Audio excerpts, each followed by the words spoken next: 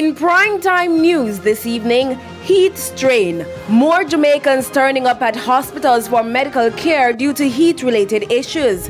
Firearm licensing authority offices to reopen Thursday after 2-day strike.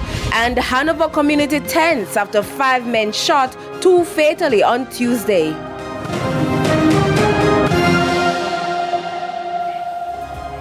Good evening and welcome to Primetime News, on air and online at onespotmedia.com. I am Archibald Gordon. And I am Andrea Chisholm with a preview of what's to come in business news. Here's Javon Keys.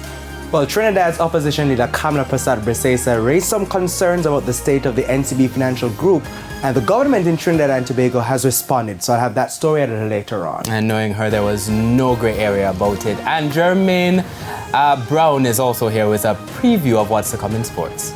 Thanks, Archie. Well, we had the Netball World Cup. We also had the Women's Football World Cup. Up next for Jamaica, the World Athletics Championships. We have some updates for you. Thank you very much, Jermaine. It's a busy period for sports. And Romaine Robinson is also here with a preview of what's to come in the weather report and forecast. Thanks, Andrea. We are still expecting some shower activity this Friday. There is still that tropical wave that should be moving through the area. So we have cloudier conditions and some outbreaks of showers and thunderstorms, which should cover most of the island by afternoon. So more grey skies for the rest of the week. There's also sports commentary and E-Prime in this newscast.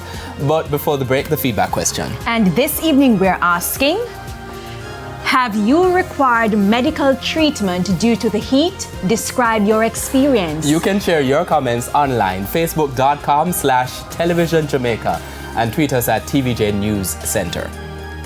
Stay with us. Primetime News returns right after this break.